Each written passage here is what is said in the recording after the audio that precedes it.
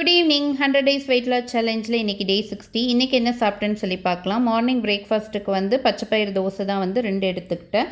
அது கூட வந்து நிறைய வெஜிடபிள்ஸ் போட்டு சாம்பார் வந்து எடுத்துக்கிட்டேன். ஒருத்தவங்க கேட்டிருந்தாங்க, பச்சைப்பயிறு தோசை பண்ணால் சரியாக வரல, மெஷர்மெண்ட் சொல்ல முடியுமான்னு சொல்லி கேட்டிருந்தாங்க. அவங்களுக்காக நான் இங்கே வந்து மெஷர்மெண்ட் வந்து சொல்லியிருக்கிறேன். 100 கிராம் பச்சைப்பயிறு வந்து முளைக்கட்டி வந்து எடுத்துருக்கிறேன். நீங்கள் நார்மல் ஊற வச்ச பயிர் கூட எடுத்துக்கலாம்.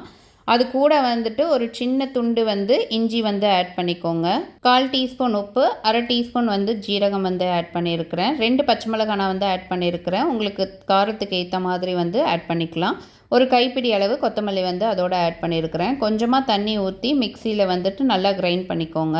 முன்னாடியே தண்ணி ரொம்ப ஆட் பண்ணிடாதீங்க, தோசை ஒழுங்காக வராது. கொஞ்சமாக தண்ணி ஊற்றி அரைச்சிட்டு அதுக்கப்புறமா மிக்சி ஜாரில் கொஞ்சமாக தண்ணி ஆட் பண்ணி அதை வந்து மாவோட மிக்ஸ் பண்ணிக்கோங்க. மாவு ரொம்ப தண்ணியாக இருக்கக்கூடாது. தோசை மாவு பதத்தோட கொஞ்சம் கெட்டி பதத்தில் இருக்கணும். அப்போ தான் தோசை ஊற்றினா வரும். கல் நல்லா சூடான உடனே தேவையான அளவு மாவு ஊற்றி நல்லா வந்துட்டு ஸ்ப்ரெட் பண்ணிக்கோங்க.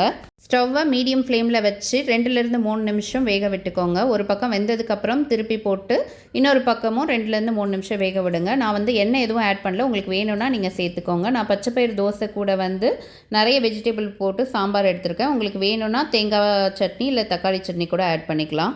பிரேக்ஃபாஸ்ட் 11 o'clock சாப்பிட்டதுனால 1 o'clock வந்து ப்ரோமோகிரானட் தான் வந்து எடுத்துக்கிட்டேன். ஒரு 100 கிராம்ஸ் இருக்க மாதிரி வந்து சாப்பிட்ருந்தேன். லஞ்ச் சாப்பிட 4 o'clock கிட்ட ஆகிடுச்சு.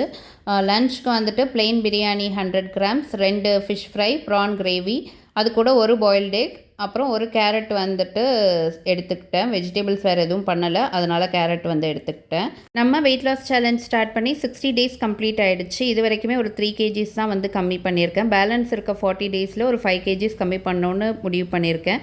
எப்படி பண்ணுறேன்னு சொல்லி பார்க்கலாம்.